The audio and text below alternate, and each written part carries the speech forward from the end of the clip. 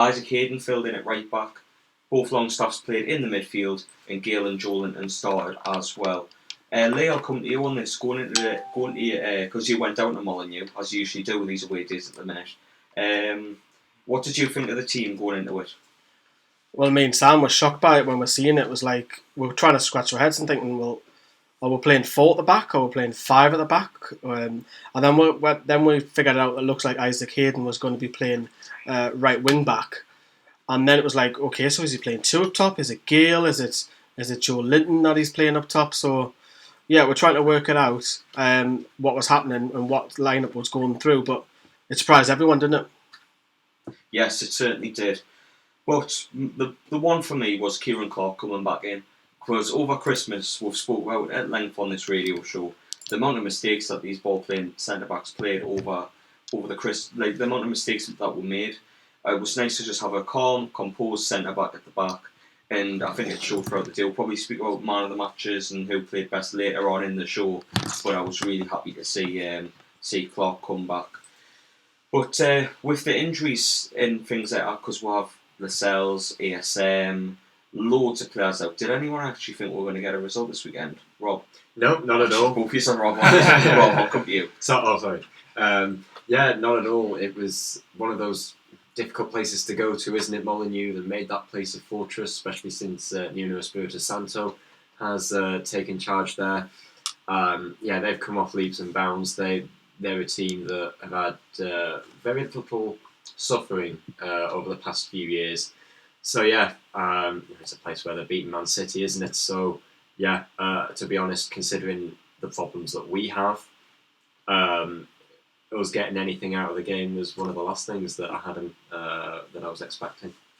Did you write Wolf Rubenstein, or did you think we were going to get anything? I mean, I would have definitely taken the draw.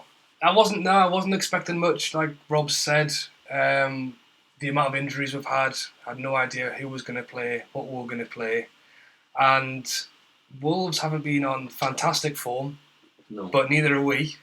And I just thought, if they want to play anyone to try and get some form back, it's probably us. But I think they've been really fortunate, man, because despite Europa League and a rough start and things like that, they've managed to keep a lot of their players fit. They'll probably feel it a bit more going in later in the season when they play more Europa League games in a knockout format. So it is good. They have been fortunate, but I think the injuries will catch up with them, because as we know from 2013, 2014, under Pardew in the Europa League, it can really strain on a squad, especially if it's bare thin. But let's get into the game. And anyway, we started really well. Miggy Almiron causing all sorts of problems from the front foot. He had a chance early on, which he could have went down to the free kick, to be fair, when he got snapped by, I think it was Ruben Neves, and he puts it just wide. But not long after that, we'll get a really good chance.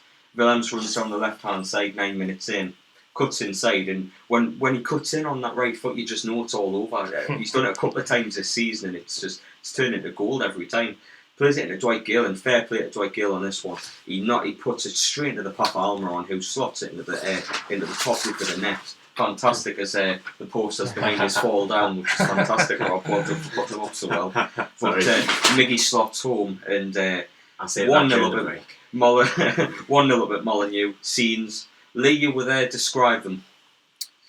Disbelief, I reckon. But mind you, that chance before Almiron, the signs were there, and you just get the sense that he's up for this. Like, he's really up for this. He made his debut here last year, didn't he? Yeah, he did. Fantastic scenes. I think was more of a shock rather than a celebration. Like, then you're thinking, is VAR happening here? But yeah, great start. What a finish though, with his right foot as well. Yeah. I've had a couple of messages off the Atlanta fans saying that he doesn't have a right foot, which was he proved them wrong. But what a finish, top corner. You can see on the graphic, brilliant finish, wasn't it? I seen on Instagram Newcastle put saying Miggy scored the goal, and his best mate at Atlanta, Joseph Martinez, commented with fire emojis. I mean, if he wants to join Miggy and help him up top, that would be fantastic, because we do need a striker. We'll talk about that a little bit later on, but that's by the by. I want to talk a bit about Almiron though, because there's the start of the season when he wasn't scoring goals, people were getting on his back a little bit about dry patch and this and that. But to finally see that the people that have stuck by him rewarded, Rob. What do you think of? How happy are you for Almiron at the moment? Absolutely chuffed. It's one of those things where it's taken a lot of patience. but he's certainly repaying us by being patient with him. And now I don't want to shift the attention away from Almiron, but I genuinely do feel that the same will happen with Joe Linton. No, that might well be a minority view at the moment, but just give Joe Linton the same patience that we showed Almiron, and he will start firing like a striker should be.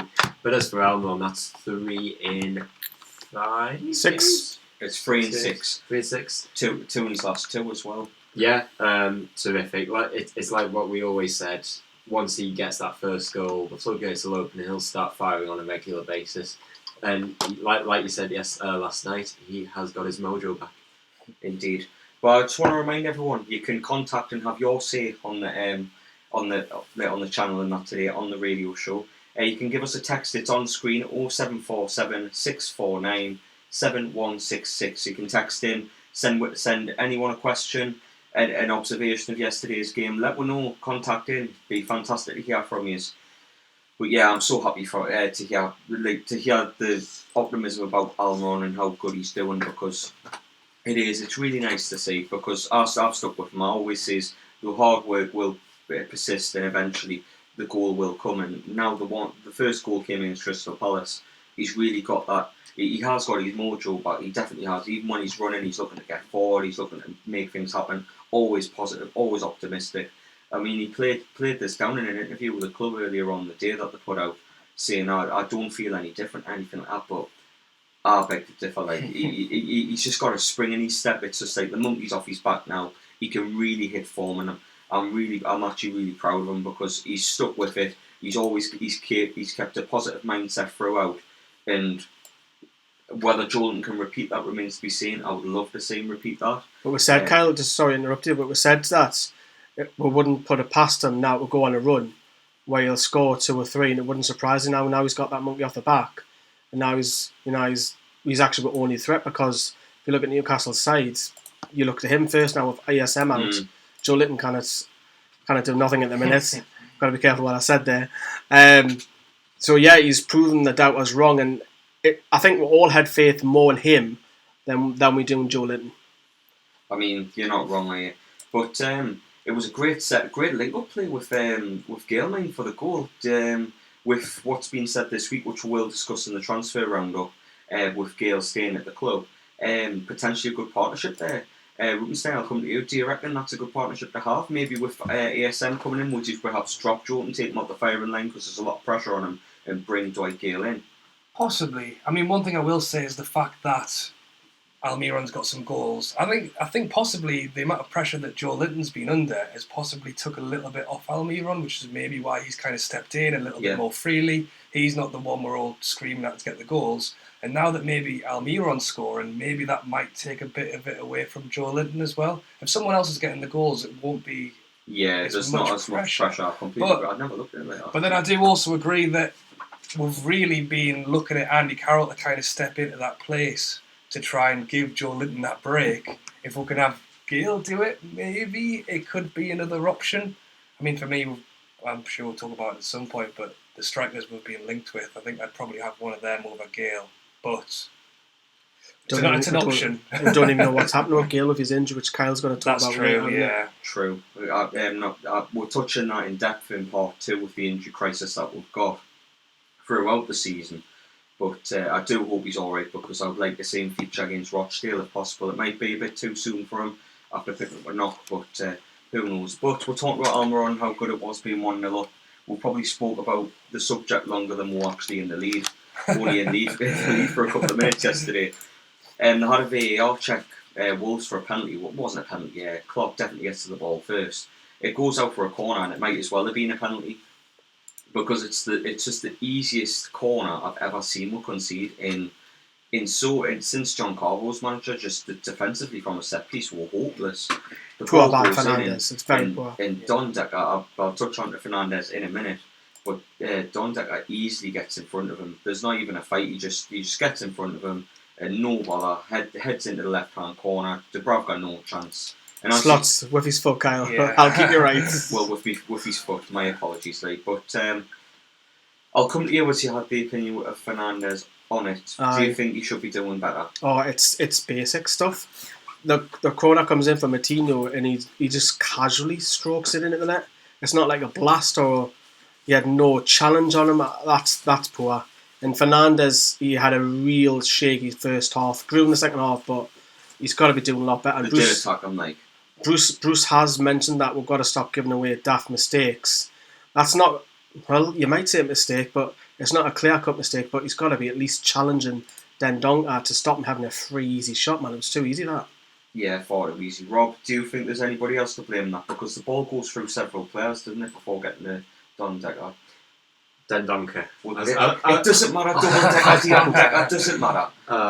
But yeah, Fernandes, for me, that's his job. It's his job to A, mark him, B, to get the ball away. Switches off. Yeah, it's absolute criminal what he does there. Yeah, I mean, you could argue that, arguably the ball shouldn't have reached Dendonka in the first place, but Fernandes, he's not doing his job, first and foremost. Well, we're talking about defences and things like that, and we conceded 1 goal yesterday, but it could always be worse, lads, because I'm looking on screen here at the final score in the latest match, and Aston Villa 0, Manchester City 6. Aguero just with a casual hat-trick, and Mahrez scoring 2, and Gabriel Jesus finishing them off.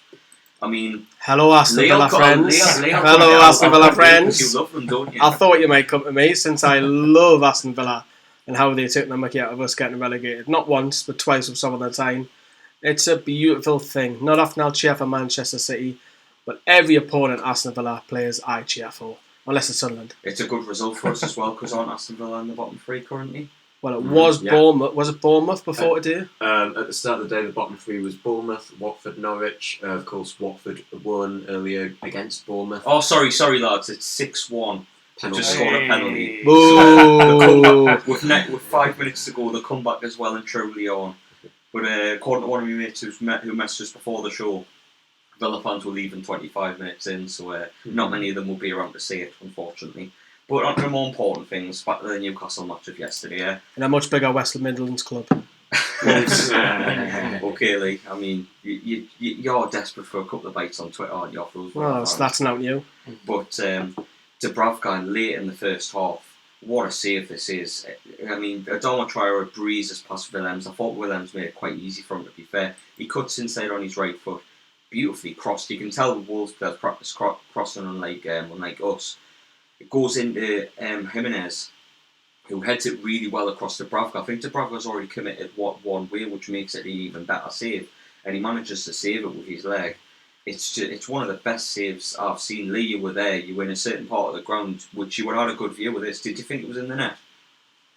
No, because it happened very quick and it was a great save. So the first thing I said was, oh, what a save.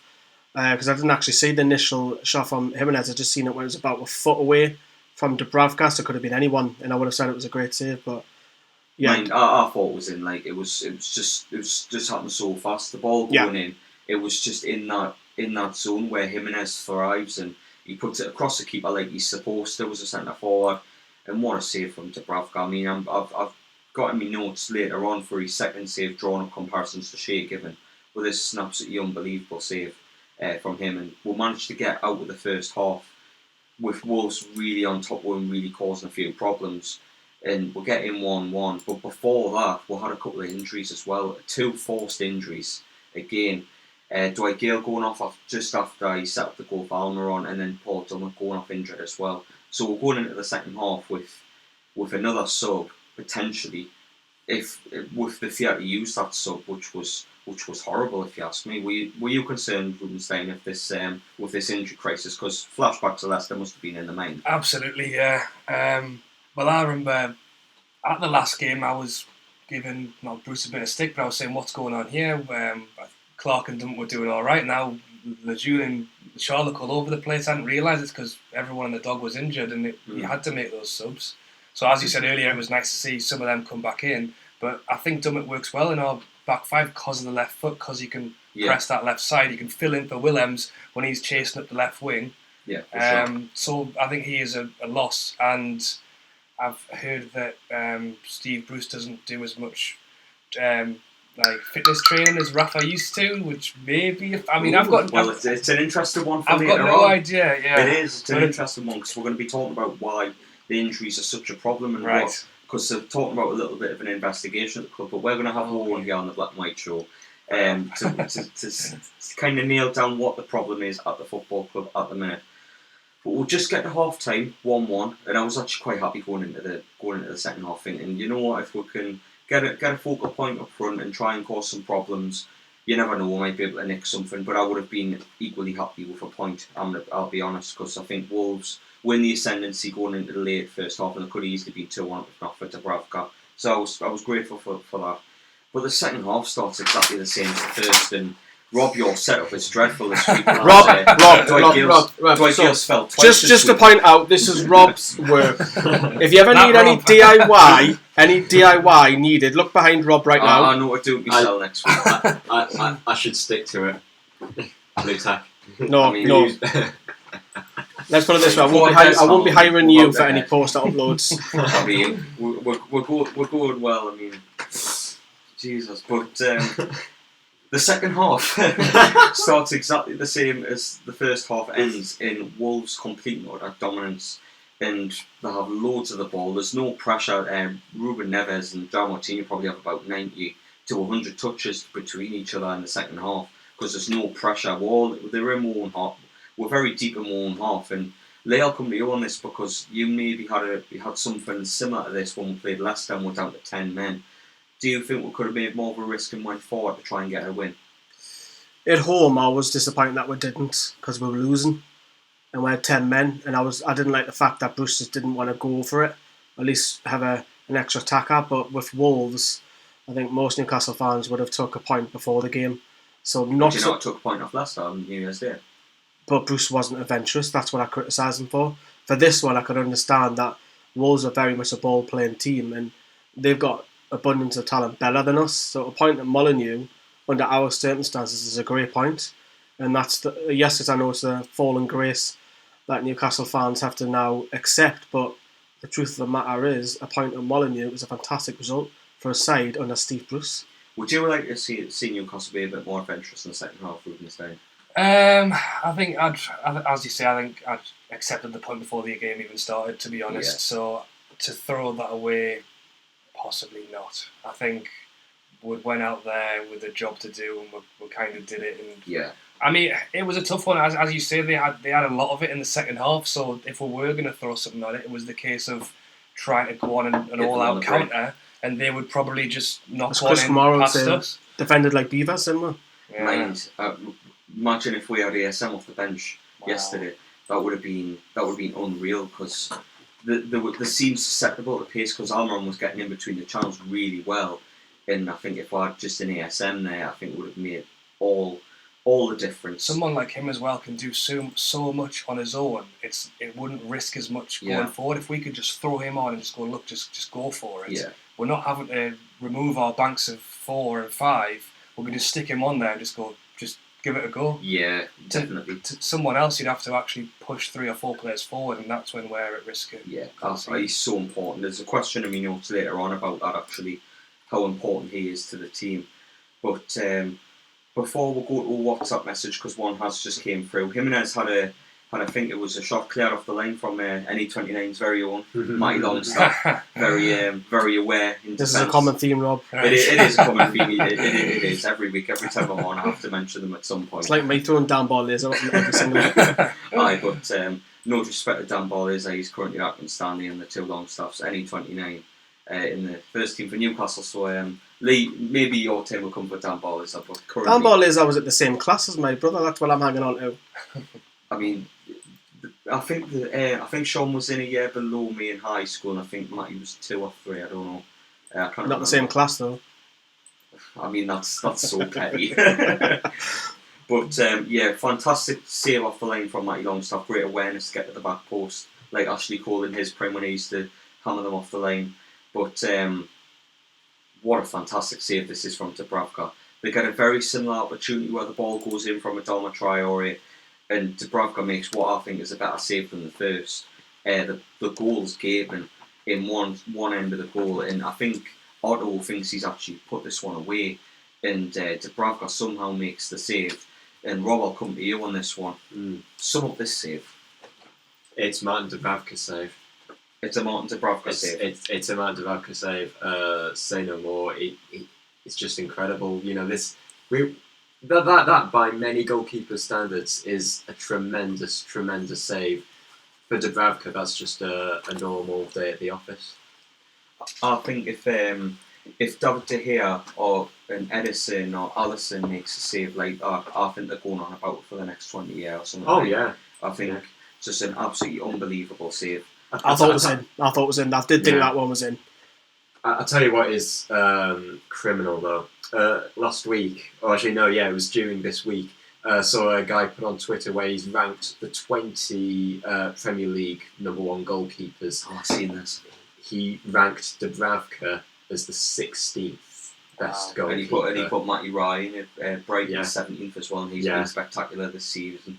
Guaita at Palace, he's done well, and he's put the likes of Alisson and De Gea second. It was a Man United fan as well, so that's the knowledge of a Man United fan. Really, from London. So for me, it's just stupidity to put Dubravka that far on the list when he's making saves like every week. It's just stupid. Imagine saying that about someone like Shea Given 10 years ago. I know. Like 18th or 19th best in the league. Doubt it's on jogger. But Rubenstein, I'll come to you. Just how important is Martin Dubravka to Newcastle United after what you've seen yesterday and throughout the season? Yeah, massively. He's this thing going around, he's made the most saves of a Premier League goalie, which is obviously not a bad stat to have. I think it probably says more about our defence as much as well. But he is fantastic. He does have had his little moments of one or two little mistakes, but if you put that in comparison to the amount of saves he's made, he really has been good. And especially after we were coming off of what was a bit of a strange goalkeeping situation with Elliott and Darlow, and then Sells for about 5 minutes, and then... Here's a question for you. In Newcastle's defence, who would you rather have, Martin Dubravka or David De Gea? At this present moment. I mean, that's some question.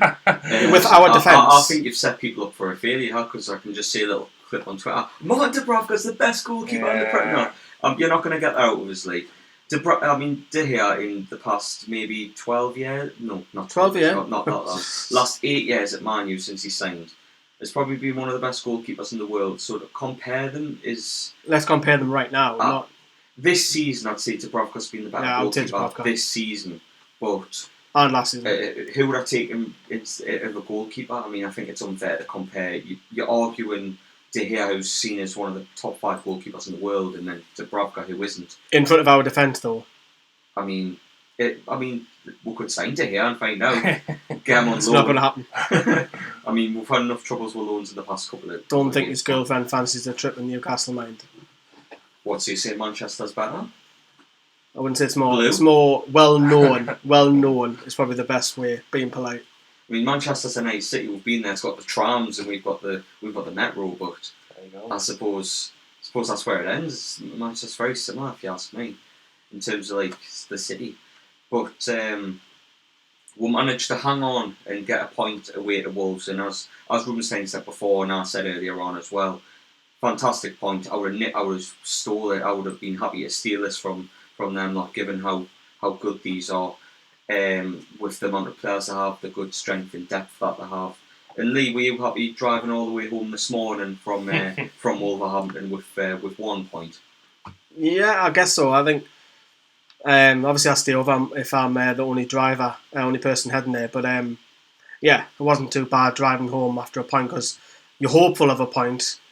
Getting a point is a good point on the way. So if you offered us 19 points from every 1 point per game away, I'll probably take that.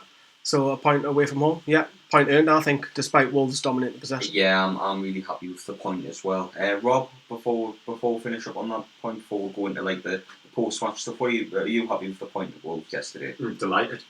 Absolutely brilliant. I mean, one word answer, that's exactly what I was looking for. We go for me notes, but cut you short there, hasn't he? Who was your man of the match, Rubenstein, yesterday? I think you have to say Dubravka. Dubravka. Yeah, I mean, I'm happy for Almiron. He got a goal.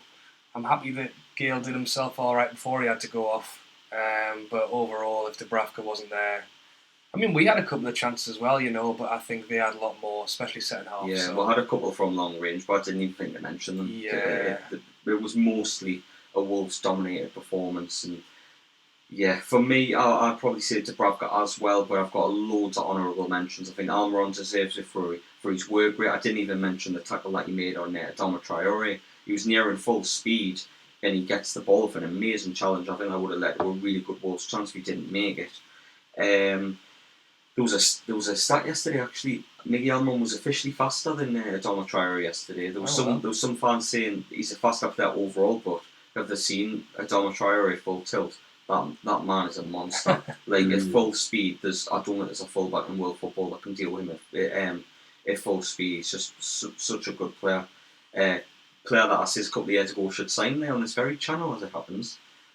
When he was at Middlesbrough. But Robbie, you got any honourable mentions for yesterday's game?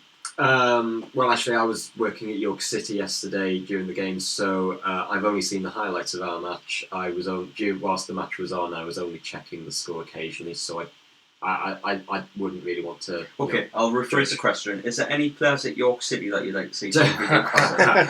Well, Jordan Bowe scored contender for the Puskas Award yesterday. He's a Geordie as well. He used to play for Gateshead. I'd love it. Yeah. So, what's his name again? Jordan Bowe. Jordan Bowe. Yeah. You want to see Jordan Bowe? Would he score goals for Newcastle? Is he better than Joe Linton? Maybe another Gayle or?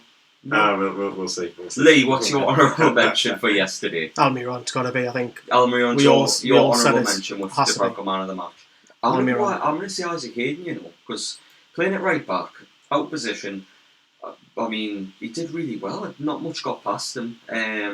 Very solid, came into the midfield as like a third centre midfielder at times when we were on the ball, putting in them good tackles, and I think he's a potential utility player for the future because he can play midfield very well. He played at right midfield at some points in the game as well when we were high up, and then to come in at right back and do as well as he did against the wingers that Wolves possess, it is a really good thing to have. So for me, Hayden did play really well, and he got an 8 out of 10 for me in my player ratings. I know on our channel you only got a 7, Johnny, but yeah, fantastic for me. It's kind of go short of 10 minutes without me mentioning these two, but I think Sean and Matty Longstaff played really well yesterday as well, given how good Neves and Moutinho can be controlling a game. I thought these two really handled themselves well, especially in the first 10 minutes. Matty linking up with Gayle and Almiron early on did really well. I thought they composed themselves well too. But other than that, any other mentions, Lee, who played well? Kieran Clark maybe? I think the three that we mentioned on the clip, which you're about to play soon, but I think it's Longstaff was good to see him back, because obviously I've criticised him for his performances have dipped. A lot of other people have. Brilliant to see him back. Dubravka, we're talking about him 1 in every 3 games now, so that's no surprise. But Almiron, 3 and 6 now, proving the doubt was wrong. Now paying a little bit that money back. So yeah, they're the 3 for me. Well, speaking of that very cliply, we'll have Sam and Johnny's reaction and their best players from yesterday, on top of Steve Bruce's reaction as well. So Lee, do your thing and play the clip. And we looked a real threat. A little tweak and Dwight coming in for only second start. I thought he was bright and made the goal. And I thought we were very good, and unfortunately, like we've seen against Leicester, we've picked up a couple of injuries, probably 3 really. Joe's limped on, but not 100%. And unfortunately, that hindered us. That hindered us a little bit, but it's their resilience and their effort and their endeavour. I think we deserved it. We deserved something. Our goalkeepers pulled off two great saves, and for that we'll take a point. On Dubravka, again, a top quality performance by our number 1. Kept us in the game. God, he's good. He really is. He's the best keeper we've had for years and years. 2 big saves of his in both halves. Scoring wise, 8 out of 10 for Dubravka? Yeah, because I've got one that I want to score a bit higher. I thought Sean was just a little bit better today. Me and Lee have spoken a bit off camera, and I thought that was probably the most disciplined performance Sean Longstaff's had. Yes, he loves having the ball at his feet and loves spraying it out wide, but I thought it was a good battle between him and Neves and Moutinho. Neves and Moutinho obviously 2 quality players, and Sean Longstaff didn't really look out of place today. Much better than last week, and I think he knew he didn't have the best performance last week, but much improved. I'd probably go 8 out of 10 for Sean Longstaff. I think he was just really, really disciplined. On the wing I'll let you have Miguel Almiron, a goal scorer. Yeah, he was sensational today, and it's great to see, because obviously question marks were raised with Miggy over October, November time, December as well. Is he good enough? He was absolutely fantastic today. Worked his socks off, well taken goals. That's 3 in relatively quick succession now. 2 in his last 2. 2 and 2. He was superb. 9 out of 10. My man of the match. His work rate for me was absolutely brilliant. He just, how many times did he try and get back and help the team? Yeah. You know, tackles. I remember one tackle on Traore. This Traore just didn't expect it coming. No. I think he was just like, where do you come from? Absolutely brilliant. Completely agree with Sam. 9 out of 10.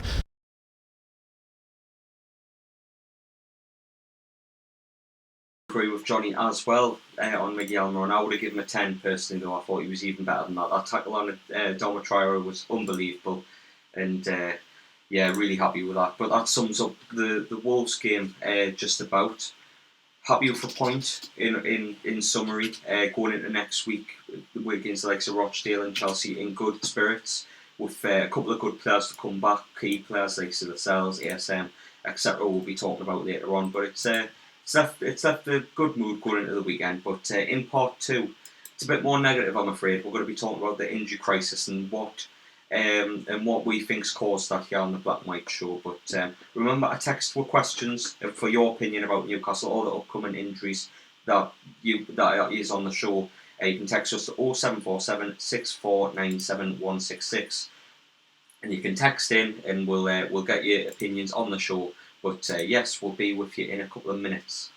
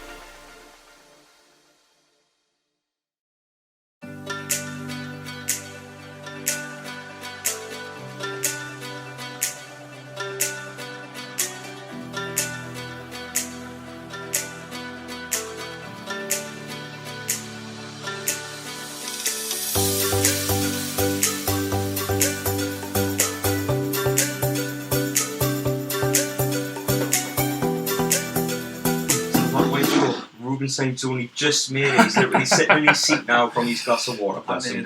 But in this part of the show, we're going to be talking about the injuries and what the problem is at the football club. I'm your host, Kyle Thompson, joined by Lee, and I'm joined by Rob and obviously Rubenstein as well. But the injuries of the season has been manic. Obviously, we had 2 forced off yesterday, 4 forced off against Leicester, and it's just one of many problems that seem to be going on at the moment. But before I do that, we had a WhatsApp message come through with Joelinton being such a flop up top. Rhymes that one. Do you think the club will look to get a better striker during the January transfer window from Matthew Howard?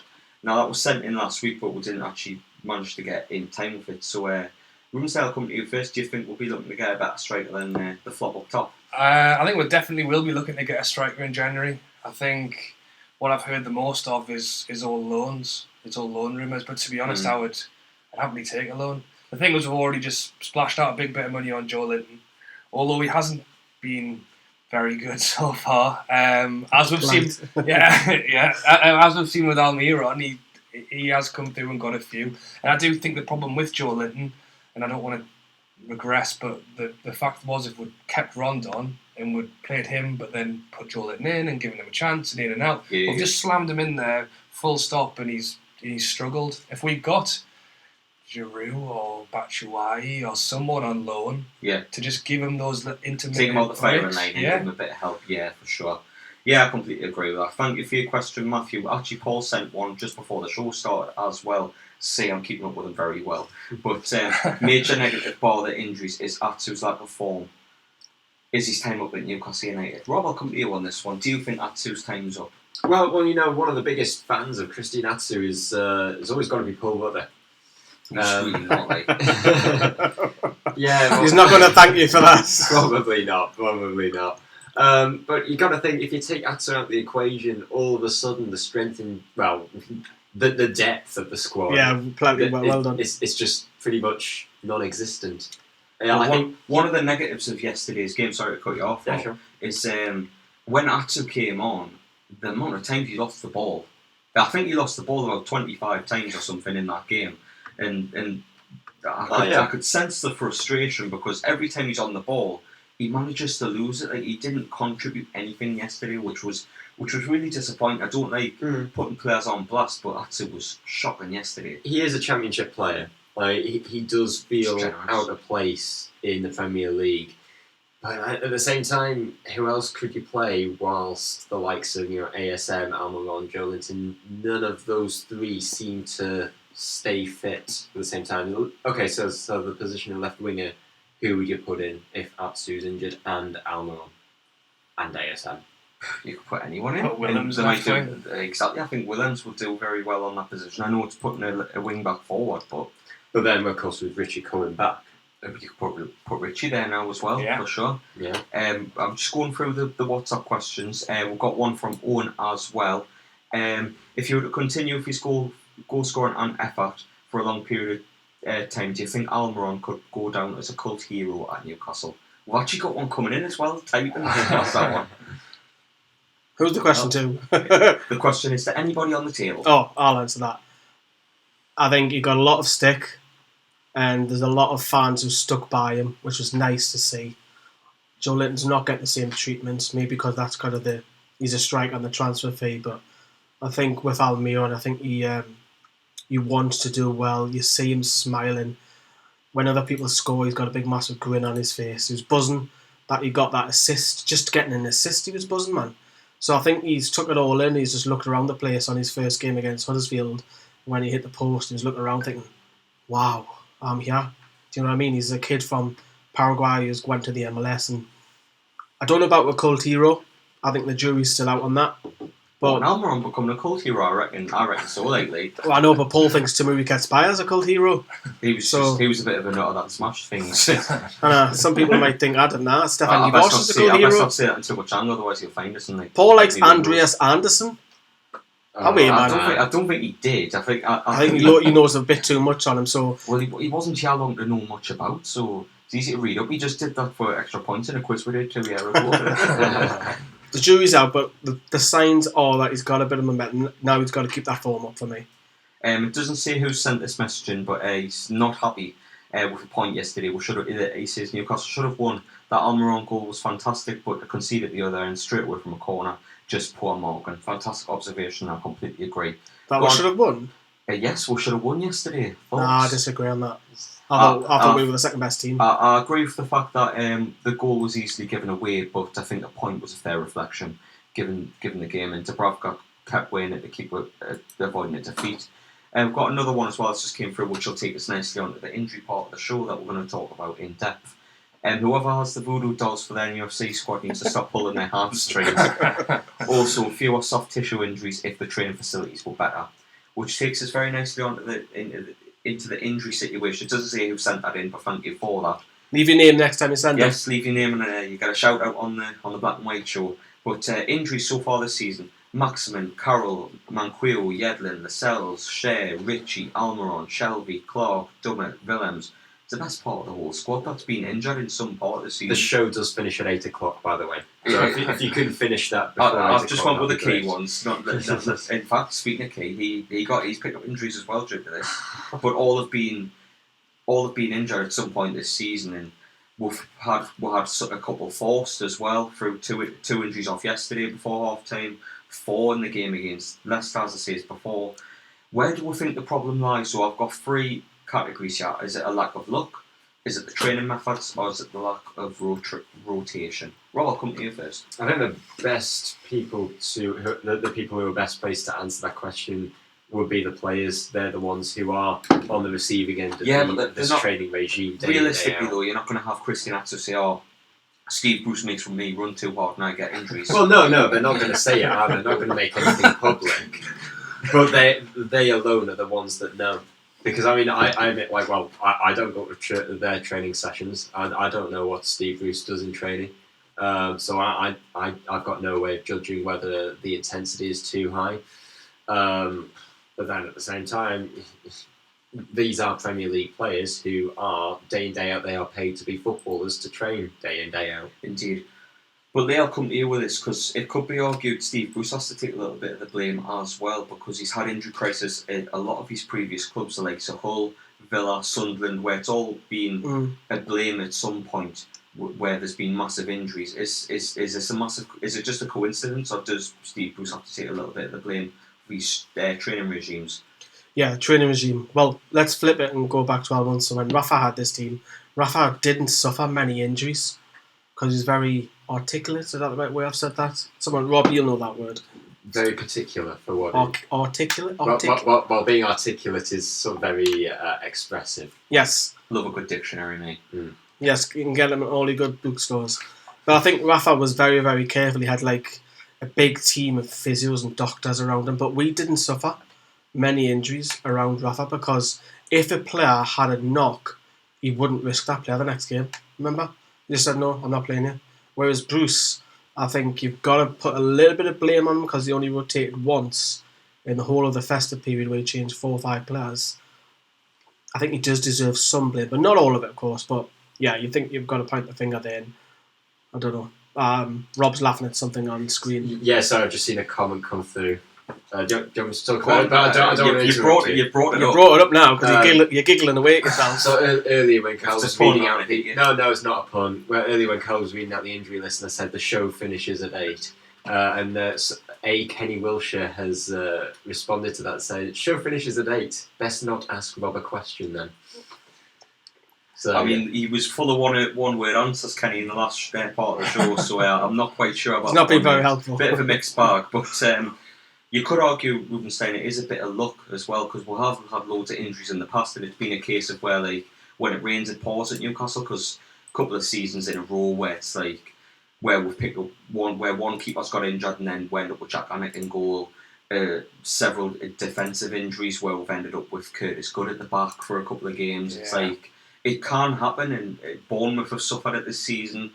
Crystal Palace have as well. So, do you think it could be down to a lack of luck? Yeah, I think it's a bit of everything. And I think, like what Rob said earlier, is that we can't see on the inside, so we're kind of speculating. The things that we can see is that we don't have a big squad. We're not rotating possibly as much as we should do. But then that's possibly why, as you say, when it rains it falls, players are playing too much when they shouldn't be, and then we're bringing players in Well, who look at haven't- Lejeune with all their mistakes. who haven't had the match practice or fitness. So because we're not rotating, players are coming in after not playing for ages and then injuring themselves. So that's why it's rotation becoming is a good point, because unless it's been forced throughout the Christmas, we haven't made any changes. And I look at the back three as a great example. Over the Christmas period, Lejeune, Shea, and I think Fernandes were the three for Everton, Man United, and the game before Christmas, I think it was Palace. It was Palace, Man United on Boxing Day, and then Everton, and they all played, and Leicester as well. They all played. None of them dropped. Could argue there was a couple of problems. Didn't have anyone else, but you could go to two and maybe flood the midfield where there's more depth. He could easily played around, but I think it's a good point saying that. It's also, Kyle, is how many of them are actually playing through the pain barrier. I bet Andy Carroll's had a couple of ejections to get him through a game. Mm-hmm. Joe Linton was obviously played on injured against Wolves, which wasn't really picked up much by the media. There's two already. I bet there's a few more that are playing. Was injured yesterday. Well, not many people knew about it, but I bet there's a few more that we're unaware of that they're getting a couple of injections just to get through the game.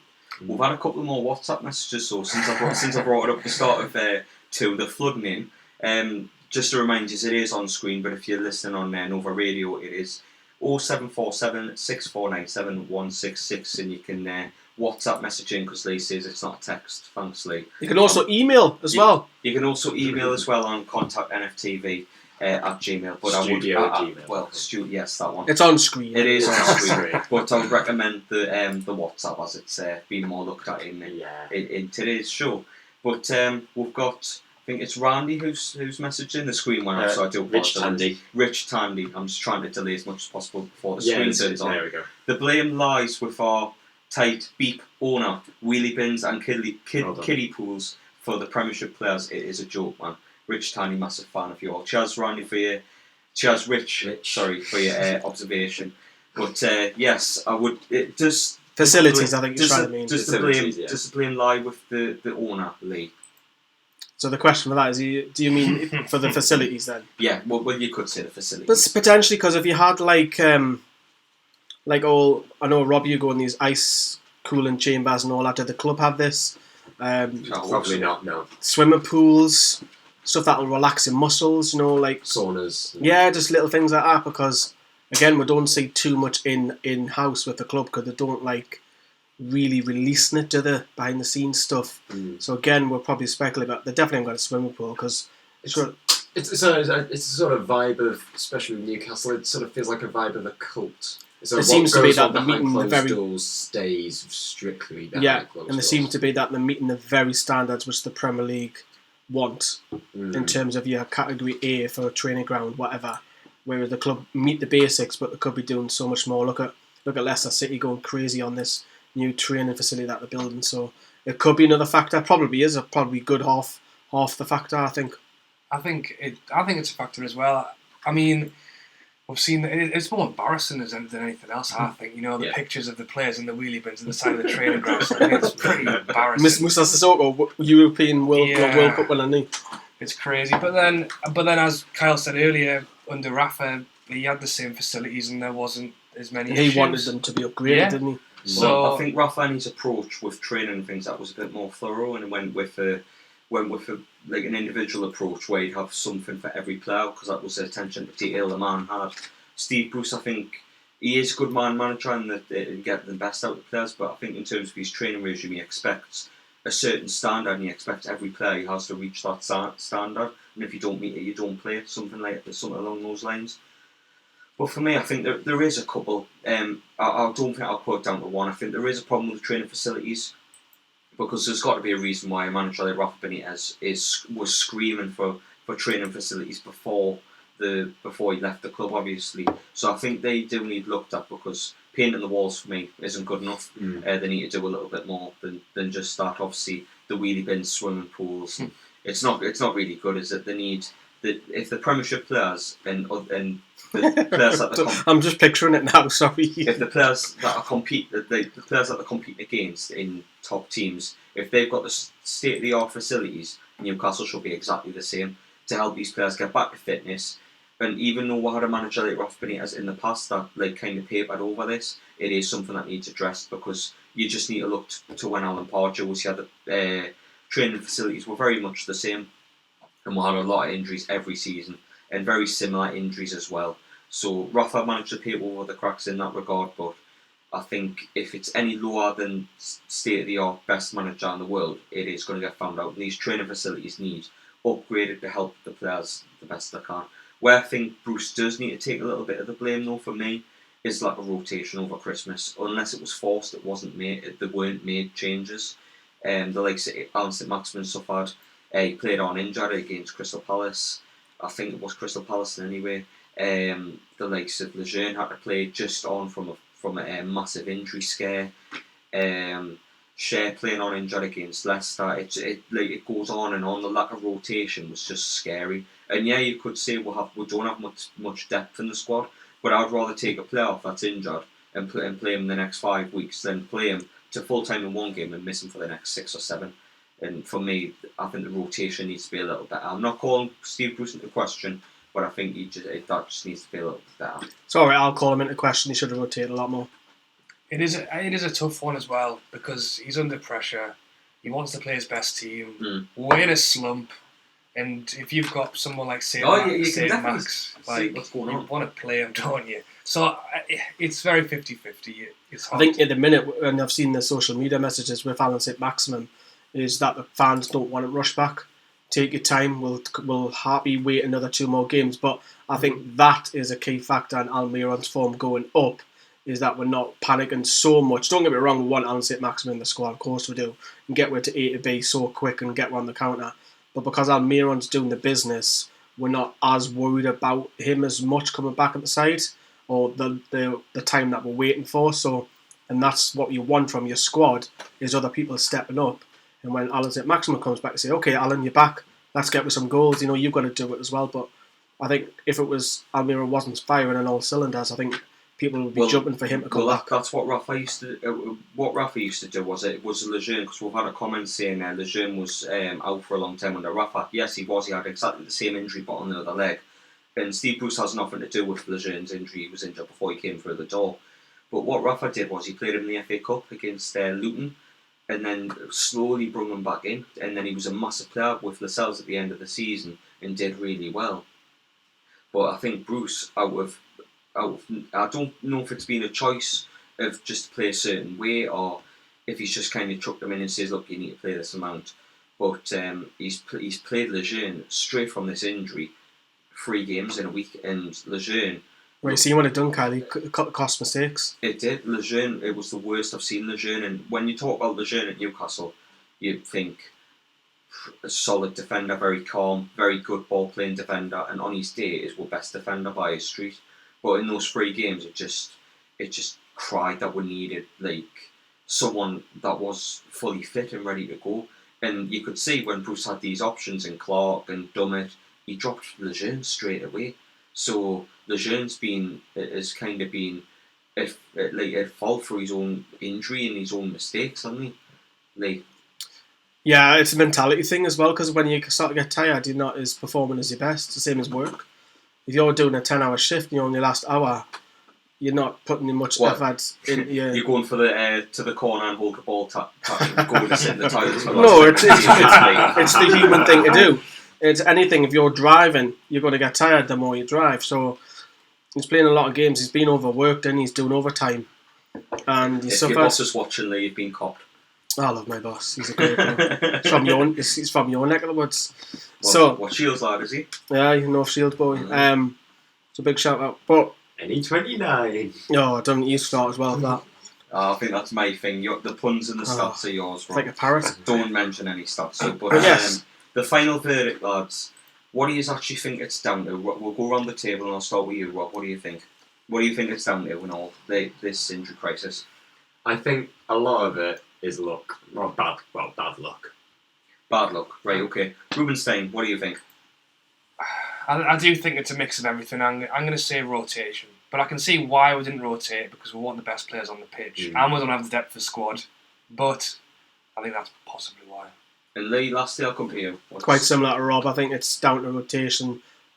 how you're managing the players and also the training. Rubenstein, so you don't confuse the audience. Well, because there's two Robs, sorry. So Rubenstein then, if you want me to be, you buy his YouTube name. Make sure you get over there and subscribe. Thank you. Indeed.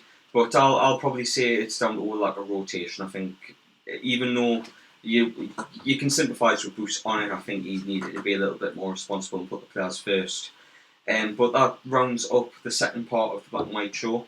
Remember, you can contact me through the WhatsApp that is on screen. If you're not, then it's 0747 649 7166, and we'll read them out at the start of the next part. If not, later on the next part when they come through. But in the next part, we've got Rochdale and Chelsea previews coming up, all on the Black and White Show in a couple of minutes. See you in a minute.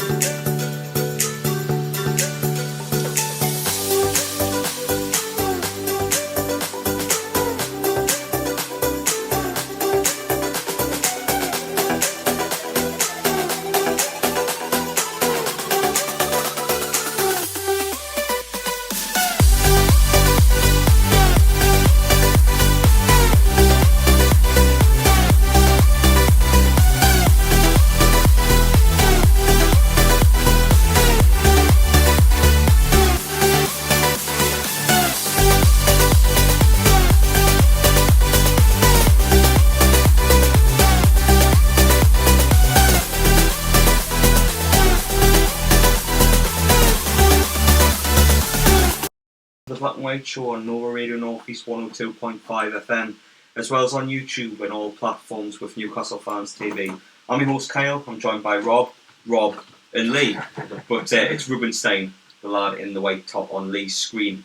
Check out his YouTube channel as well. I know it's a second plug for him, but fantastic vlogs. Rob, I do say so myself. Cheers for the shout out. Have to up the game a bit on a match day, don't really, to compete with the likes. But and there's loads of them doing it now. There's about 5 or 6 people. There's loads of vlogs. Yeah, it's getting popular. It's becoming popular. Shark used to do them. Yeah. I know Magpie Channel Renting that do them. Anybody except really Gallagher shots. Anyone that don't. Binksy does them. Yeah. Yeah, Binksy's picked up quite a stir on Twitter. Quite a following, quite a following with his celebration and antics towards Perez as well. But if you've seen them on the comments, do let us know what you think of the vlogs going about on the Newcastle scene at the moment. But in this part, we're going to be talking about the Rochdale and Chelsea matches coming up in midweek. Both are two very different encounters. With one, you have a League One side. We're looking to get through to the next round of the FA Cup. And with Chelsea, you're looking at one of the best teams in the league away from home. And you're looking at a team that could potentially challenge for the Champions League. So two very different sets of teams that we're coming up against. And we'll go into it and start with Rochdale, Lee. You were down at Rochdale for the first game. What do you think Newcastle need to change to win this one on this occasion? Not get outbullied by a 40-year-old. That would help. That would be a start. That would be a help. I think the intensity of the first half was fantastic in that first game. I just enjoyed having the ball. It was like, blooming hell. I know it's League One side. We should be doing that, but it's great to see it, and it was actually fresh to see it as well. But I think the second half was totally different because we didn't put the chances away. That kept their spirits alive, because if Joe Linton had put one away, or even moved two, we could have been 2-0 up, and the game could have been dead and buried. I honestly think if Miggy didn't hobble off, I think we would have went on, got a second. Possibly. I think when he went off big time. Is it the same game all over again at St James's Park? Absolutely not. No, I think this time around you would strongly fancy Newcastle to go through, even with a rotated side. Because it's at St James's Park. Yes, granted, it's not going to be a full house. Going to be probably a lot of non-season ticket holders will be going for the cup game, but expect Bruce to put out a fairly strong side. I guess it depends on what he fancies more. The Chelsea game. Who's not injured? Yeah, who's not injured? Does he play any under 23 kids? So I mean, there's a huge debate. Kellen Watts made the bench last weekend, so there's a good chance they could feature. Yeah, there is. It just depends. What does he fancy more?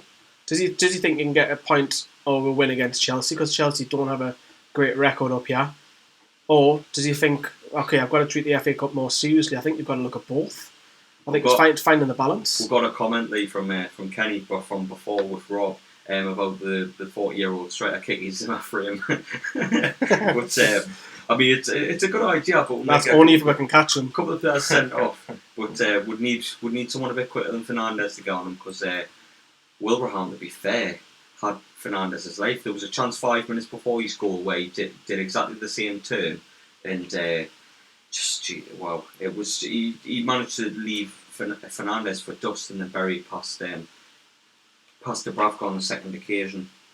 But as we know, it's a Tuesday night, 7:45 kick-off. So if you're going, I'd recommend you get your ticket before the day of the match, because as ever with Newcastle, they tend to hide the prices up on game day and put them up for 20 quids and things that are for an adult ticket, which for an FA Cup game is ridiculous if you ask me.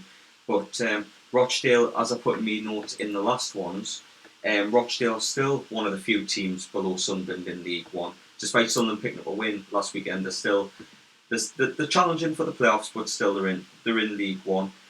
Rochdale did pick up a win against Bolton at the weekend, though, with a very comfortable win. I watched Thogdan's vlog, if you've heard of him on this one, and Bolton just were absolutely dominated. I feel sorry for them this season. They've been for the highs and lows of nearly being not a football club to minus points, to threat of more minus points, to about 27 signings coming in, to being sponsored by Home Bargains. It's been a whirlwind of a season for them, top to bottom. But for me, we know a little bit more about them now because of last week and what kind of players they have. And the top of the mark for me has got to be Matheson, I think it is... Yeah, Luke Matheson. Yeah, Luke Matheson. Scored yesterday. Yeah, very good player. Just a ban, isn't he? Yeah. I think he showed how players have to cross the ball the other week. Absolutely brilliant player, very good prospect. Only 16, 17 years old, and looking at the picture on screen, he looks 16 or 17 years old. Looks like a 12-year-old girl. I mean, that's a bit much, Lee, but It does. no, but this 12-year-old girl showed our professional pros how to cross a ball with two brilliant crosses into Wilbraham in the second half, and he changed the complexion of the game entirely. I mean, he just didn't fancy it, did he? He drove forward, he had a go, he showed no fear, and he reminds us a bit of the hype that Sessegnon from Fulham had a couple of years ago when he was left back and he came to St James's and kind of tore you one a little bit. So for me, he is a very good player, very refreshing, and if I'm honest, it is a player I'd like to see Newcastle be linked with, because he's very bright future there, for sure. But other than him, I think Wilbraham's a danger, and Lee, I'll let you comment on this one as you did before. How do you go about stopping the 40-year-old man? Physical. You think of Shearer, don't you? But not obviously not the same kind. Not quite in the same ability terms, but he's that old-fashioned English striker which you don't have many about nowadays. He showed Joe Linton how to do it. Him and Matheson changed the game second half without a shadow of doubt. He was making himself strong. He was winning headers, elbows. He was twisting at the referee. With Shearer, it reminded me quite what Shearer did. Of course, not the same. Is this the only comparison we'll have with Shearer? And, no, it's because there's not many of them about, is there? I mean, how many of them about in the Premier League? And I think you've got to look at Newcastle centre backs. I would put Kieran Clark on him if Kieran Clark starts. I think Kieran Clark's got to start. I just don't fancy Lejeune against him. I don't fancy Fernandes because you got the better of Fernandes on the previous weekend. So I'll stick Kieran Clark on him if he starts for me. Yeah, for sure. But not for, from the last notes that I got from the last show that I presented, they've still got Ian Henderson, who still scored 9 goals this season and scored 6 in the FA Cup last year. So he's a potential threat as well. So it's not going to be an easy game, as they proved against Rochdale. Against Rochdale in the previous fixture, but we will have a lot of the ball. That's a given in the first half. But we need to take those chances, because you look at the last game where Jolinton had that sitter. The chances Matty Longstaff had, chances Atsu had, the lack of crossing ability. We need to take the chances this time, and we need to know that 1-0, going 1-0 up isn't enough. We need 2 or 3 to kill the game off, because as long as we're 1-0 up, they know they've got a chance. And we've been like that a lot over the past couple of years, where when 1-0 down, we've stayed in the game, we've nicked a goal, and we've nicked a point, or nicked 3 if we've got an extra goal somewhere. So we need to know from our own experiences that 1 goal isn't enough, and we need 2 early goals before maybe 20-30 minute mark, and then we can maybe think about relaxing a little bit and trying to focus on getting to the next round. I would go for a full strength team myself. Rob, what would you go for? I would like to see this match as an opportunity for those coming back from injury or just on the fringes. So say, for example, maybe give ASM a run out if he's fit, even if it means that he won't be able to play in the next 2 or 3 league matches. I'd still want to just try and get that match. I think it's too soon for him. It might be. But yeah, certainly for the likes of Richie, though, I'd like to see him. Yeah, Matt Ritchie. Puts it excellently on my notes, Rob. You must be there reading them. No, Matt Ritchie came back from the bench at Rochdale. I fully expect him to start, to be honest. I mean, Rubensdale come to you. Matt Ritchie's so important to this team, and he's been a massive miss. I know we're in mid-table and we're doing all right, and we're being hitty-missy, but he's been a massive miss, hasn't he, for Matt Ritchie? Yeah, definitely. I think the thing you get with Ritchie, as we all know, is the work ethic, the engine he's got on him. He doesn't stop. And at first, when he did get injured, and Willems kind of stepped into the scene, and we had Saint-Max or Almiron on the wing, it wasn't really as much of a oh dear, we need Ritchie back right now. I feel like it's come, well, obviously because of the injuries, we need more people available, but more just because the winning streak that we had at home and all that's kind of like falling away now. We've got ourselves into a bit of a rut when we need players like him to help pull us out of it. He's a leader. Aren't afraid to get stuck in. He was even shouting from the bench at the weekend. Such a team player. Delivery as well. He's got a cross on him as well, and it's something Christian Atsu will never have, a cross. So for me, Yeah, Matt Ritchie has got to start. I would go for a full strength team myself. Would you? I mean, is there any under 23s you would like to see? Lee, I'll start with you. Well, remind me, do you remember when we played Birmingham in a replay and I went back to St James's? Yeah. Rafa risked playing Finley, Almiron and Barlaser. Sure, Finley. Yeah, and we won 3-1 that night. Yeah, I'm sure Gouffran scored. We won 3-1 that night, and maybe Bruce might do something similar to that. I can't see any of the under 23 lads starting, but if we're winning 2-0, 3-0, then yes, I would like to see Sorensen possibly make his first competitive debut. Maybe Tom Allen if he comes on, because he can play on the up front and the wing. Yeah. If it's 3-0 game dead and buried, get some of your local lads on, get Callum Watts on. But I'll only do that if the game is won. I don't know about full strength, because I think we could get something out of Chelsea. But I do think you need a fairly good start lineup. I would like to see a couple of youngsters, especially up front with like Elias Sorensen. But the way Bruce has been talking in his recent interviews, he's been saying Joelinton needs to play through this bad bit of form and things like that. So I think Joelinton will start, and he will look to get Joelinton a goal to get his confidence back. That I think is a given. I think Joelinton will start. There is a question. Will we go wing backs again, because we did in the reverse fixture at home? Do you think we'll go 4-4-2? Go on, Rubenstein, I'll let you have that. It's I mean, You can you? the whole thing with this game, it's tough. I mean, it depends who's going to play, who's going to rest. Is he going to bring the 23s in? I think all of that really will depend on who's available. You could rest one of the defenders by playing 4 at the back. Yeah, And the defence needs a rest for sure. I think as well, like we've talked about already, the injury problems. We want to give players a rest, and we don't want to overdo it. But then at the same time, I want to win this fixture, and I want to see what we can do against Oxford at home in the next round if we get through. So we're sitting here saying that we want to win, but then if we want to do that, then we are playing the full squad, then we're not resting players. This is why it's such a conundrum. You need to try and keep some of the first 11 in, and then if Andy Carroll starts, you'll not start against Chelsea, so we know that. I would like to see that means Carroll and Elias Sorensen up top together. You know what? I'd take that as well. But I know for a fact Jordan won't be dropped. I know for a fact he won't. He's undroppable, that lad. At the minute under Steve Bruce.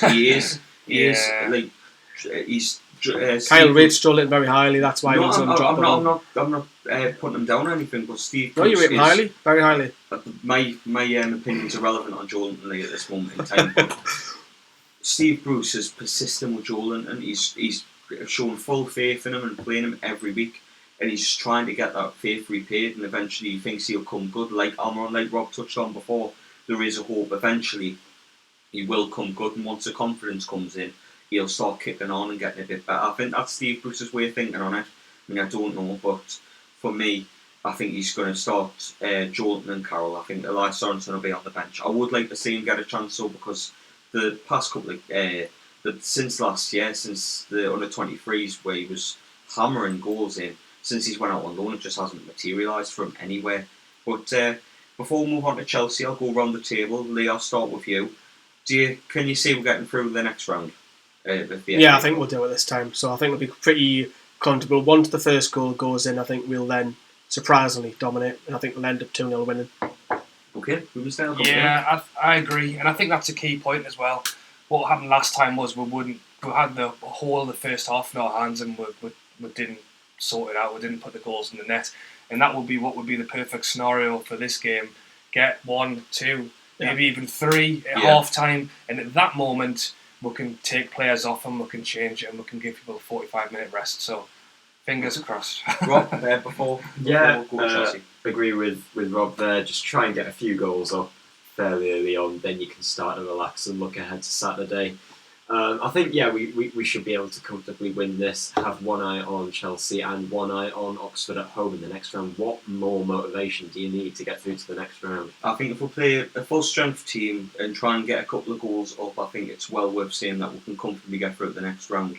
But as the likes of Man United know from their League Cup tie, as the likes of Tottenham and that know from last year, Rochdale's no cakewalk, and for me, I really think we need to show no complacency, show them the respect, but show quality as well to get through this next round. But going straight on to Chelsea, it's quite a different one because we're talking about scoring threes and fours against Rochdale. we'll probably not score 3 or 4 against Chelsea in the next 10 or 20 years, to be honest. But going against a Chelsea side who, away from home this season under Frank Lampard, have been really, really good. They've showed more chinks in the armour at home, to be honest, where they've dropped some serious points. I mean, you look at it on the screen, and even before that, they dropped points to West Ham at home. They've lost to Bournemouth at home, and they can't beat anybody at the minute. They've lost to Southampton at home. So that they're there to be beaten at Stamford Bridge. Unfortunately for us, it's at St James's Park, so where they are at their best. I mean, look at the results. They beat the likes of Tottenham. They got a good draw at Brighton, which is a very hard place to go. Beat Mikel Arteta's new Arsenal side. They are a really good team away from home. I know they got beat off Everton in early December, but that's probably the only defeat away from home that they've really had recently. They've been a solid outfit away from home. And there's some very dangerous players in this squad, and I'll put it on screen now for you. Tammy Abraham. In 29 games this season, he scored 15 goals and had 5 assists. To be fair, at Stamford Bridge in the reverse fixture, we did quite well against him and kept him fairly quiet. Can we do it again, Rubenstein? Well, the thing is, we'd had that fantastic home run without losing, and then it's all gone to pot, and unfortunately a lot of that has been defensive errors, as we've already spoken about. So can we do it? I mean, I think we do have the player. Again, it's the injuries again. I think we're chucking people back in who haven't really had the chance to settle with each other. And playing against a striker such as him, it's tough to keep him on control. I think if we'd had the same 3 at the back, Clark, Fernandes, Dummett, or whether it have been Lascelles, Clark and Lejeune, I think both sets of those 3 defenders could stand up to him, but to do a pick and mix of who's fit on the day and then ask them to work together, I think it's a big ask. Yeah, I think we need maybe a Lascelles back. Hopefully he's back. I'll talk about him a little bit later on. But just to remind you, if you just want to contact the show on WhatsApp, you can message in on 0747 6497 166 if you want to send me a question about whatever we've talked about tonight, or give an observation of what your opinion is. Well, all be read out on the show. But Tammy Abraham, for me, we've been linked with him loads in the past on loan and things like that. He's a really good striker. We've seen the best of him and we've seen the worst of him play against us. But I think if our best defenders play on the day, I think we've got enough to handle them. It's whether we can handle the ones in midfield and things like that, which takes us nicely on to Conte, actually, who will be back from injury for this game, as he was injured for Chelsea's game yesterday. Very, very good players. Won all by Conte. He's probably one of the best players. I mean, on screen it doesn't do as much justice because he's not on it. But, well, that was yesterday's lineup. Yesterday's lineup because he was injured, but he's a fantastic player. I know they've got the likes of Mason Mount and Ross Barkley in the midfield at the moment, but they'll play Ross Barkley on the bench, as Roy Keane would say, and put him straight in. For me, Conte, the best workhorse midfielder in the world. Since he came to the Premier League with Leicester, he's probably been every season in the top 10 players in the league on that given season. He's been brilliant, very consistent, and what is underrated as well, his ability to pass the ball forward and he's got a good forward running him. So, Rob, I'll come to you. What kind of midfield would you be looking for to deal with the energy that Conte brings? He's definitely the most dynamic player that Chelsea have. I think he's one of those danger men where, like we said yesterday against Wolves, keeping Adama Traore quiet would be key, and would be key to the match, of course, not key Sung Young. I can't wait till he leaves so you can stop with it. But then, in the same way, Chelsea's danger man, it's N'Golo Kante. There's no doubt about that. There's that joke, isn't it, where 70% of the world is water, the rest is covered by N'Golo Kante. So I think it's funnier than any of your puns. But then there's also Tammy Abraham up front. There's a few danger players there, but Kante, I think, is the root cause of a lot of Chelsea's danger. I mean, he's not in my notes, but Mason Mount as well. Very good season he's having. If it went for the likes of Jack Grealish and Maddison having really good seasons, this lad will be getting talked about every week. Fantastic creative midfielder, and although in the reverse fixture again, like Abraham, didn't really do much against us, but on his day is a fantastic player, and we need to watch out for him because he's capable of scoring a worldie, just like Maddison did on New Year's Day past with. But the other one I've got in my notes is Jorginho, the midfielder. Very good player for me. He makes Chelsea take a lot of the time, and it goes unnoticed by a lot of the media. He's a bit like the Chelsea what Paul Scholes was to Man United 10 years ago, in the fact that he's great at playing the ball forward. He's very calm. He calms everything down. He just makes everything much better for them. And for me, Jorginho is probably the most underrated player in that Chelsea team by such a long stretch. So that being said, they'll probably have 3 in midfield, as going with the formation they put on screen. How do you contend with that if you're Steve Bruce? Do you go 5 at the 5-3-2, or do you play the struggled wingers, last time. Remember the 1-0 defeat, and it was all Chelsea at Stamford Bridge. It was 3-2. We got our boss. Matty was a ghost in that game, and that was just after the Man U game as well. So he had a little mini run, and Jorginho, I would agree, he's very unsung. What he does well, he keeps you the ball. He's got a bit of a bite in him.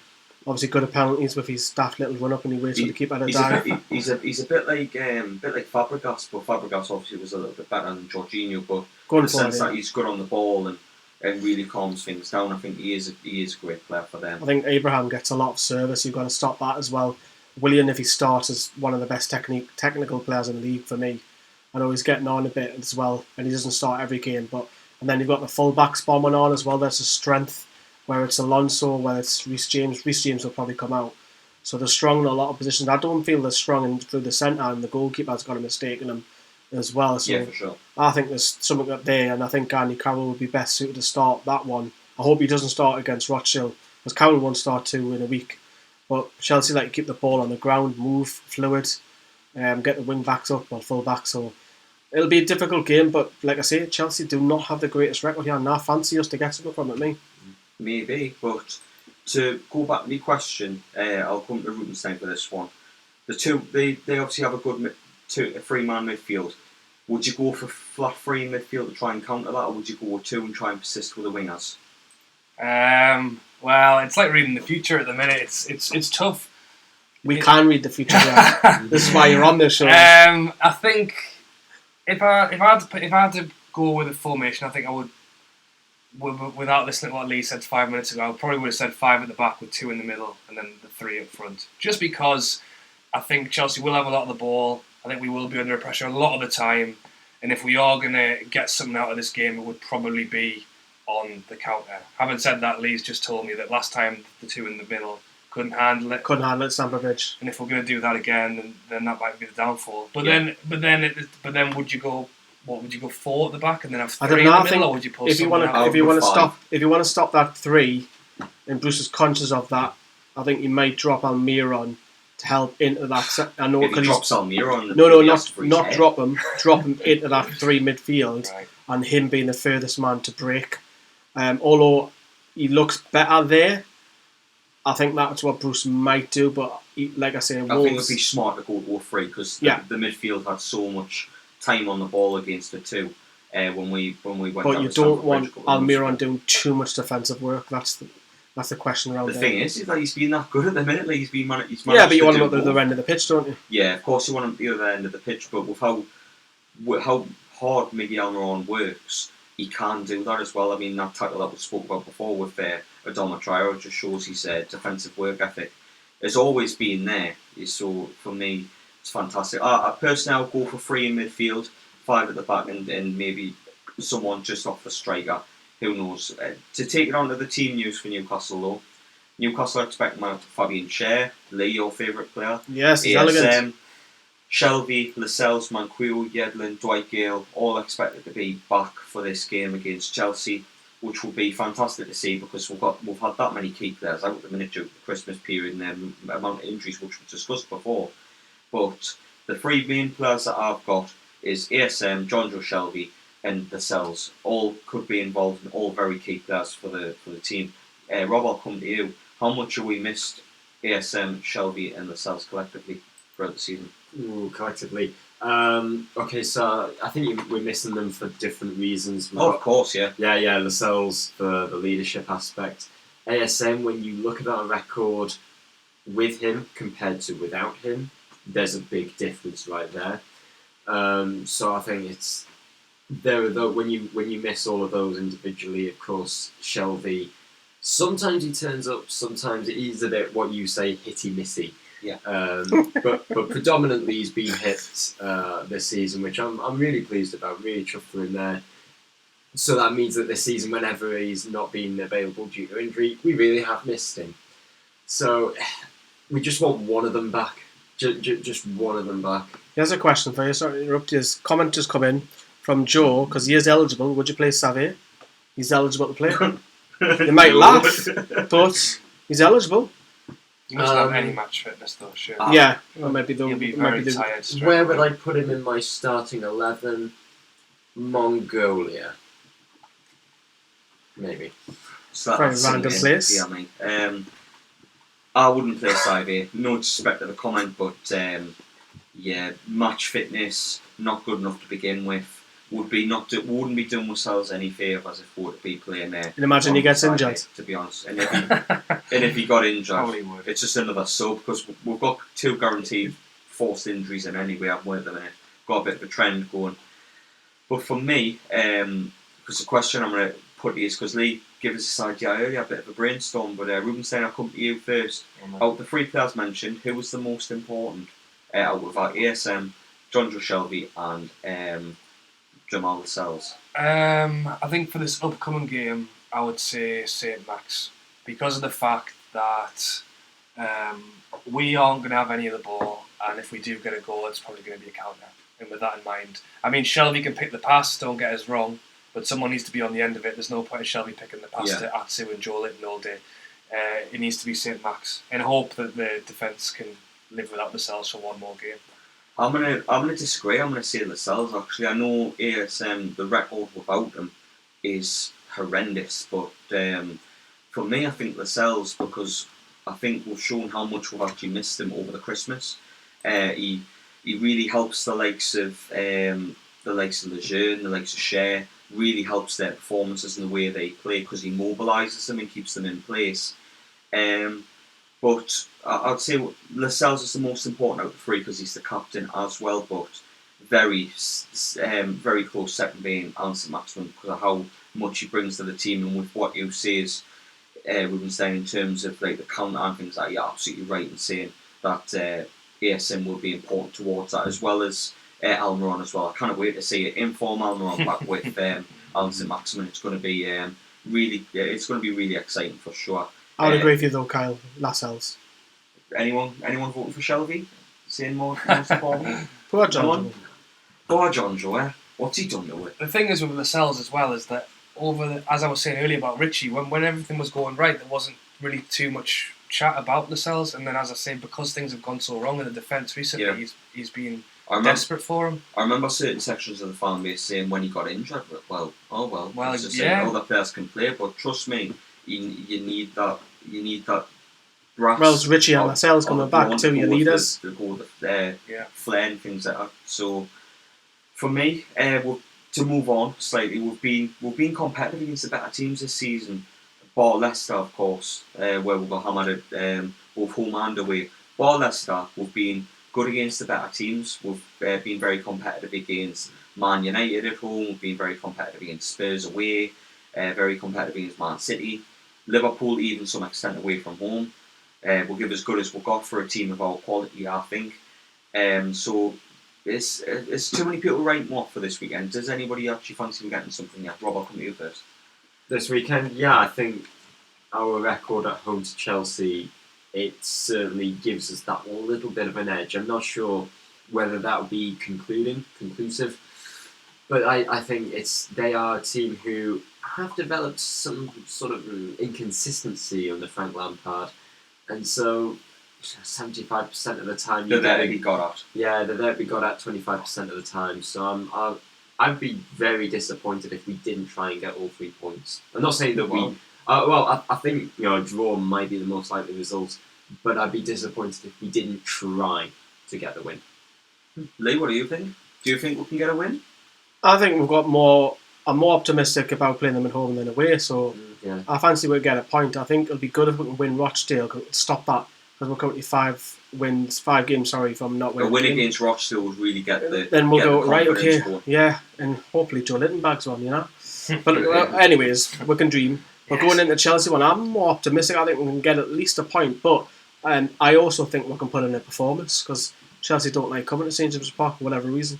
In the past, I've seen we'll beat Chelsea at St James's a couple of times over the years of us going to the ground. But they're there to be got at, and as Rob says, they do have off games more times than the rest of the proverbial top 6, you'd say, especially this season, where it's Leicester, you can say they're on it all the time. But Chelsea do have a capable off day in them. But before we go to predictions and things like that, Tune for Change are planning a blue and maroon day for Chelsea, where you take your scarf and you represent and whatnot. I'll go around the table yet again in comments. Get your comments in below if you want to let Tune for Change know what their idea is like on WhatsApp. Let we know. Lee, I'll come to you first. What do you think of this idea of blue and maroon day? Be interesting to see if it works because the negative side of it is if 2 people turn up and do it. Are they big enough? And that's not me being disrespectful. Is that they've got so many groups, and I've said this numerous of times. I don't follow any group anymore. Not after the carry on with Arsenal, we boycotted, and I got quite frustrated with that. So, good luck to them. Let's hope something does work. I like that they're willing to try and change something. So, good luck to them. Yeah, Rob.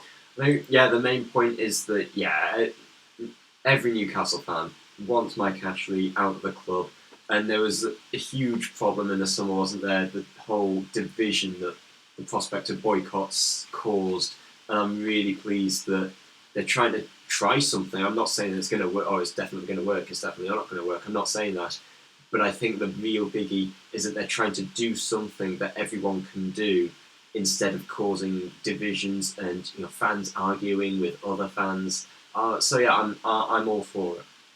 And Rubenstein, I'll come to you before predictions. What do you think of blue and maroon day? Yeah, I think like you said already, the boycotts was splitting up the fan base, and I mean, not to put a downer on it, but the fact that Mike Ashley has just gone out and given out 10,000 free season tickets shows how much he cares of who's in the stadium and who's not. Yeah. So with that in mind, I think you've got to try something in the stadium, and blue and maroon days. It's a way to do it. I've seen plenty of people wearing the scarves that they've got on offer in the stadium. How many of them will be there and wearing them on the day? Who knows? I remember last season under Rafa they put they had the DW brand to support to support other rivals to Sports Direct, and I think that was Dave Whelan's brand, isn't it? And how it affected the share prices when we were shouting at the shops. Last season it did work. We're good at that, mind.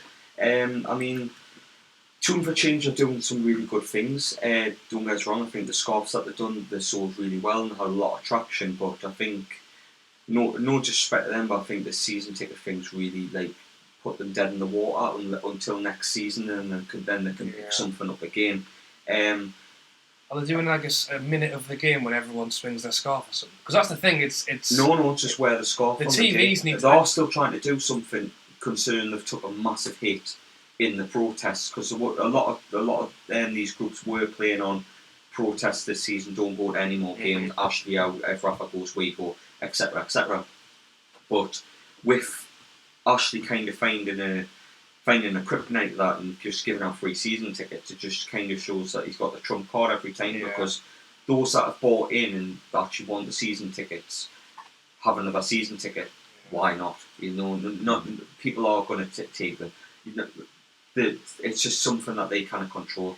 If there's people that want more season tickets and you get them for free, they're not going to argue away. So their main aim, presumably, is that they have it. It's on the telly. They've picked a televised game, like you said earlier, when the DW Sport. I think that had a lot A4 more bits of paper. People are standing in the crowd holding that up. The cameras see it. It's funny, but the cameras see it. The cameras show it, and that is the idea of getting the message out to the masses. If they potentially pick a minute of the game for everyone to swing their scarf around or something like that, that would be a moment where the cameras would spot it and they would talk about it. And the protests on Northumberland Street and on the outside the official Newcastle shop as well, outside the ground.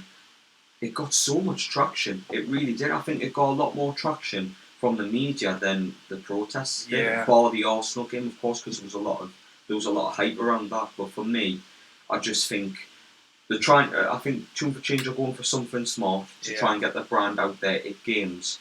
But I think Ashley's kind of called the trump card a little bit, and I think they just need to look at the next season and see what they can do from there. But yeah, it is going to be difficult for them. I'm not going to lie on that one. So predictions for Chelsea. Rob, I'll come to you first. What you got? You said a win, so 2-1 Newcastle. 2-1. Yes, Rob. Rubenstein, what you got? 1-1. 1-1. Okay. Lee, what you got? I'll say 2-2. Let's go for some goals. I want Yeah. to say goals. Okay, well, I'm not one for predictions, as we all know, but I'm optimistic we can get something. I really So am. Kyle thinks it'll be a point. That's it. No, I think we can get something, even 3 points if we play really well and catch Chelsea on an off day. But yeah, I think we can get something. But that ends the preview for Rochdale and Chelsea collectively next week, and a little bit of talk about protests as well. That rounds up that part of the show. But remember, for part 4, if you want to get involved via our WhatsApp messages, you can message in on 0747 6497 166 if you want to get involved. But in a couple of minutes, we'll be speaking about the transfer roundup in and out of Newcastle United in terms of transfers. But yeah, until then, I'll speak to you in a few minutes. Ta-ra.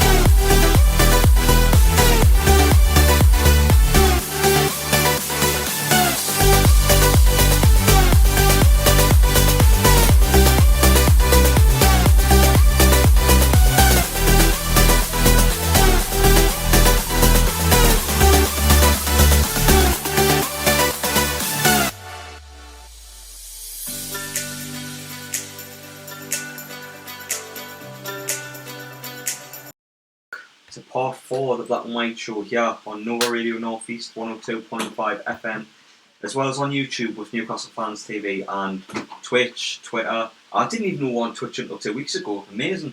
Twitter, Facebook. Good job you got a tech guy in charge. The whole shebang in terms of... We were hinting at it like for the past few months. I've been winking at you when it's been Twitch.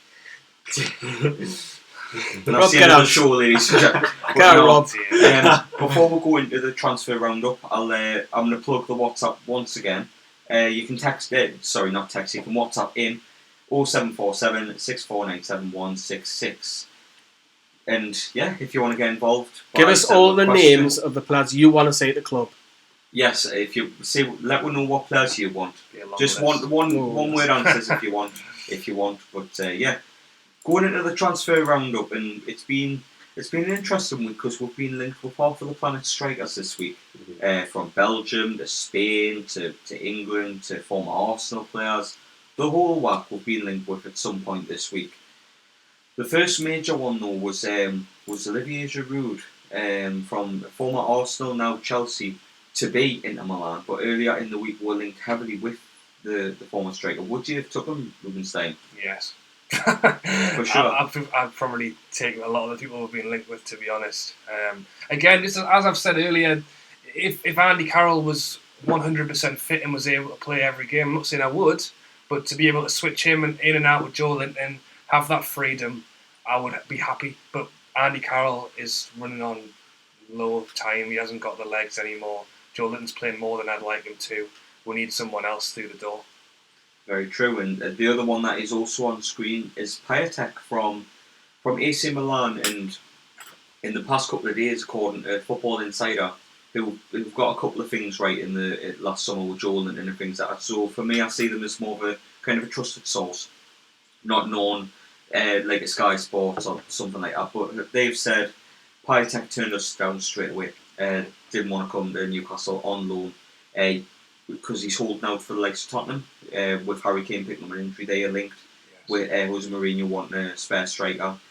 But yeah, I didn't know much about Piatek. I know he's a bit of a goal machine though. Before he went to Roma, was hammering them in, and was known in the FIFA community as well for being a bit of a lone striker kind of god. But yeah, we've been linked with him, and also another one from Villarreal who's been left out of the recent squad in the past couple of days. Ikambe, scoring 6 goals at La Liga this season. And Rubenstein, you kind of already answered this question saying you'd take every striker. Yeah. But Lee, would you take Ikambe? I'll be brutally honest, I didn't know about him. That's me just being totally honest. 6 goals in La Liga though. 1 and 3. Neither do I, that's why I asked you. Sadly, I've got nothing for you. I mean, knowledge is all right, but yeah, 1 and 3 in La Liga, Cameroon International. That's all I've got for you. Unfortunately, that's a much better record. Is that a signing or a loan? Sorry, it'd be looking at a signing. Right. It's permanent signing. I know. That's right? 1 and 3. That's a lot more better than 1 in 23. Yeah. Indeed. So, I mean, Robbie, you got a stat on Ikambe? You got anything? Not a pun. No. there's very much unheard Rob of. doesn't even have a stat from. That's something you don't hear every day. But that's really all we have in terms of incoming, bar the obvious, which is Adamela Luckman, being heavily linked with him all week. Bruce says he's a fan in his pre-match press conference. Sky Sports have reported we've bid for him at some point. Football Insider said would agreed a loan deal.